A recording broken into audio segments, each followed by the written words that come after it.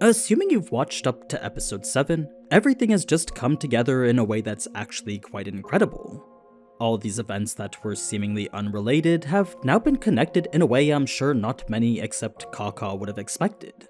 It's all those connections that were made relatively quick though, so to help you understand how every incident has impacted Klein and led to his full digestion, here's a quick video tying it all together for you. It does have quite a bit of cut content in it too, so this will cover some spoiler-free lore not mentioned in the anime. Everything you might need to help you understand the core story better. Let's get started. The essence to resolving problems with potions is through digestion, not simply controlling it. Controlling it would make the potion no different from a tamed beast, since ultimately that beast would never be part of the person. As tamed as that beast may be, there would always be the risk of it turning on them. The same applies to potions and its ever-present risk of madness. Unless a potion is broken down, absorbed, and fused into a person's very being, one can never fully be in control of the potion. What then makes digestion possible? Well, as of now, Klein knows that acting is the answer. The thing is, he's still not very sure of how. You see, acting can either bring his body, heart, and soul closer to the essence of what the potion is, ultimately making assimilation easier for him. Or it tricks the potion's defenses by mimicking its internal system, leveraging a security hole the same way a hacker would. It would disguise the body, heart, and soul in a way that made it seem like it was part of the system to begin with. Either way, there was no escaping the whole body, heart, and soul aspect since they were the only bridge connecting acting to the power of potions. Klein's next question revolved around the seer itself, wondering why such a well-learned path meant he would be weaker in combat. Klein had 4 potential reasons as to why that was, but the latter 2 were what he believed the most. It was either potions were balanced in a way that made you strong in one area and weak in another, or the remnants of the crater from which these potions came meant they were inherently incomplete to begin with. What I mean is that if everything in the world all came from the same source, that would mean all paths were fragments of that source. So, for Klein's seer path to lack combat strength, that was simply a reflection of how that fragment of the crater manifests itself. It was an explanation that was certainly logical, but one Klein couldn't rely on since it was based off a myth. Next, Klein would focus on how his luck ritual was inherently incomplete too, mainly because it was ritual magic lacking any sort of guidance. With most ritual magic being divided into 3 parts, Klein's luck ritual only had 2. He had come to realize his attempts never conveyed what he was asking for. This opened the door for whatever entity he was calling to act whichever way they wanted, making him wonder for what purpose were they operating with. Were they doing whatever they thought was best given the moment, or were they perhaps acting under some sort of hidden agenda? Well, if the rituals remained consistent and always produced the same results, then Klein knew the entity he was praying to had something in mind for him. And if that was the case, then he didn't want to modify the ritual in a way that would anger them. So, whatever the answer may be, the most important question was figuring out who that entity was. Where were they and why didn't they communicate with Klein at all? Was it possible they were deeper into the fog than he was, or was it just that they had fallen asleep somewhere? These were the questions Klein needed answers to, alongside the meaning of the constant murmurings Hornassus and Phlegria, 2 words he assumed were associated with the Antigonus family. It was all this, his questions and his notes which were written in Chinese, made as a summary for what he'd learned this past week.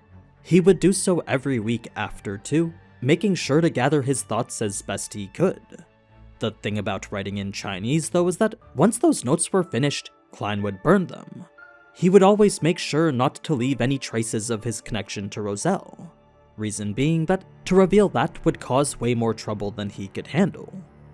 Now, most of these answers he would have to figure out on his own, but what he was able to get help with was Hornassus. This brings us to the unsettling knowledge Klein unearthed while with Azek, revealing the Evernight Nation's reverence and fear towards the darkness of the night. It was here that death was not the end, and the people who lived here made sure to treat it as such. It was aside from their strange customs regarding the dead though that the most unsettling thing about them was their disappearance. The way everyone left as if they'd just vanished created for the biggest mystery here. The one answer Klein did manage to get, though, was that the nation of the Evernight was for sure the place he saw in his dream. The only difference was the majestic, godlike throne swarmed by countless translucent maggots underneath.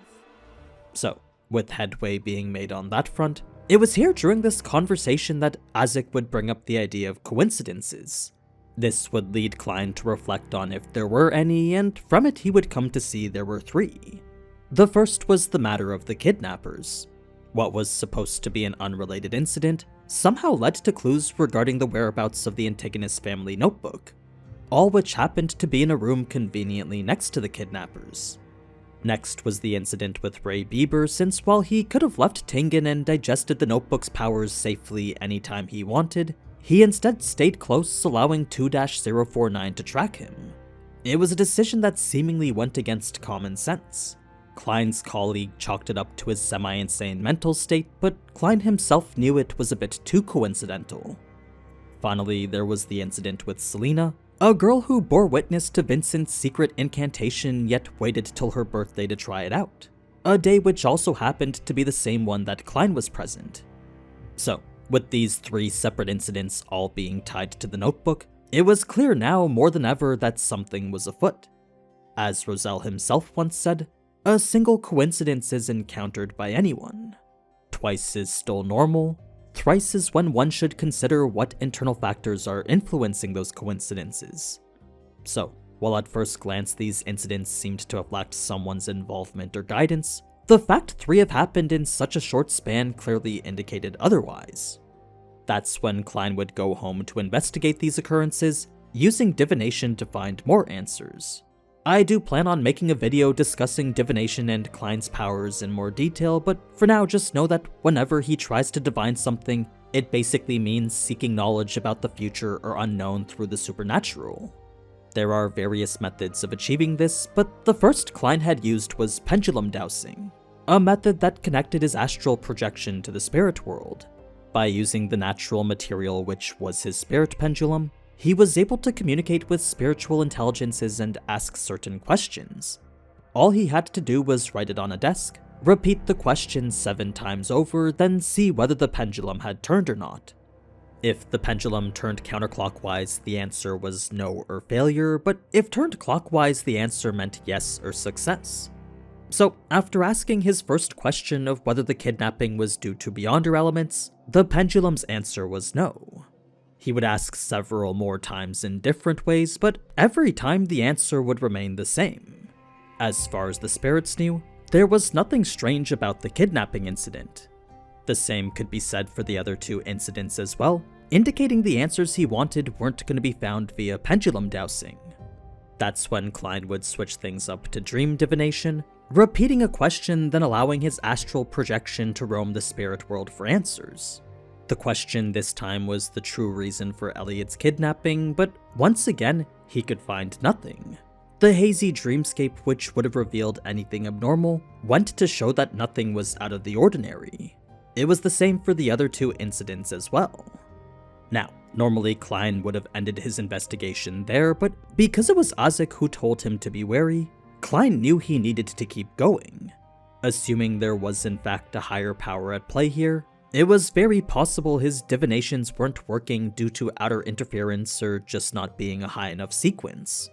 This led to the idea that he should divine above the gray fog, a place where his powers were clearly stronger. And sure enough, his divination results revealed that there was in fact a Beyonder element with the kidnapping incident. Using dream divination now revealed the same red chimneys we saw in the anime, along with the colorful lawn and garden. They were all locations related to the prompt inquiring about the true reason for the kidnapping incident. This wasn't enough to draw any conclusions from, but it was certainly a good place to work off of. It was when Klein went to divine the Bieber and Magic Mirror incident next that his pendulum would remain stationary. It was an outcome that neither confirmed nor denied what he was asking. No, it instead indicated what Klein assumed was a countermeasure against him. He believed the person behind all this had sensed his prying and, as a result, engaged in countermeasures to block it. It was a clear sign that he needed to get stronger himself. So, more than anything, Klein wanted to succeed in his acting now, all so he could digest his seer potion and move on to Clown. It was the idea of doing so that went to pique his curiosity, leading him to divine for clues about the Clown potion. His dream would first take him to the place that Bieber once stayed, evident by the bloated cadaver he'd seen before. The next was the bones and flesh mushed into a ball, culminating with what looked to be like a brain being extracted. After came the suited Clown's wrist. Next was the original Klein's meeting in Welch's apartment, then finally was the notebook being traded to Vincent. This we all saw in the anime, symbolizing the potion's connection to the antagonist family's notebook. So, to sum it all up, there was Bieber's house, his hideout spot and his remains, the brand on the suited Clown's wrist, Welch's house, Welch, Naya, and even Klein, then Welch, Vincent, and the group photo with the notebook. All except for the suited Clown's brand had ties to the notebook. The fact it was in his divinations meant it was likely associated too, though, so Klein came up with two possible explanations for it. The first was that he was being guided to use the secret order as bait, mainly as a means to obtain the Clown potion. The other was that the Clown potion was directly recorded into the notebook itself, and the secret order just had very deep connections to it. It was possible its leader Zaratul and the antagonist family could have been allies or enemies. To assume any further would only invite trouble, since this was as far as a seer could see. Unless the sign was simple and straightforward, a seer always had to be careful when making interpretations like these. The Clown was a clear example of what would happen should one make a mistake when interpreting these signs. For now, investigating Sirius was definitely the best move, since he was the mysterious figure Klein was yet to identify in his visions. Klein would then pray to himself in order to gain the ability to draw, essentially asking himself for the divine assistance which would allow him to sketch Sirius's image properly. Who knows what the extent of praying to oneself does, but it was through clever use of the Grey Fog that Klein was able to invoke himself as a divine intermediary.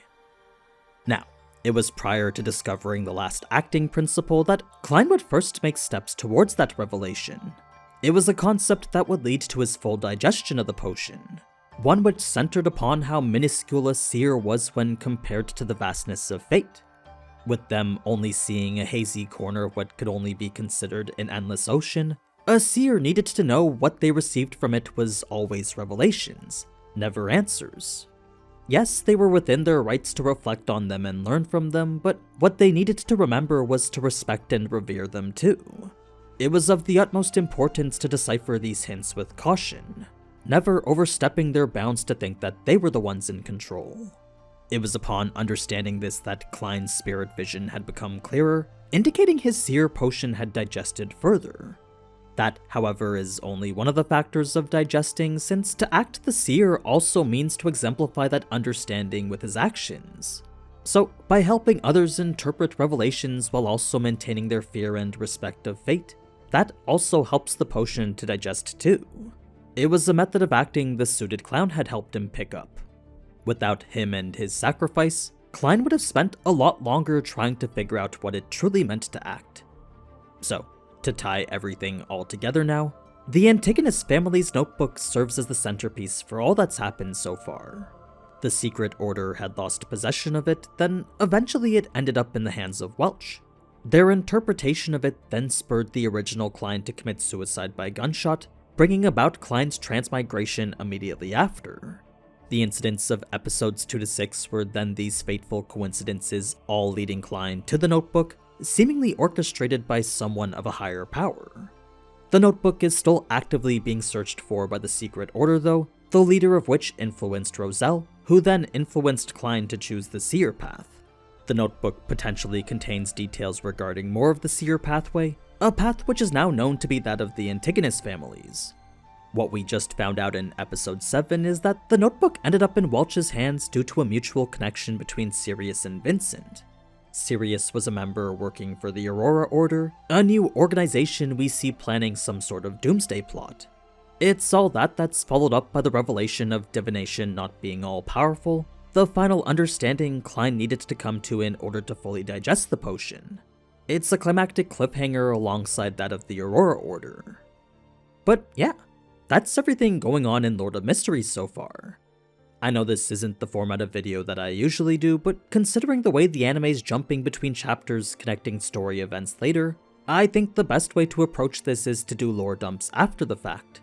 This, however, was more of a summary clearing things up, mixed with a little bit of cut content too. It's something a little different I wanted to experiment with. I'll probably be experimenting a bit more in the future too, just because this is a show I definitely want to keep covering. I just can't fully commit to the cut content since there's so much lore and not enough time to make proper videos for it. Hopefully this video does well and I can commit more time to doing Lord of Mysteries content, but if not, then they'll just have to come out between the Overlord videos. It's an unfortunate circumstance of the performance just not doing that great. But anyway, if you liked what you saw, then leave a like, and if you want to see more, then consider subscribing. Until next time though, ciao!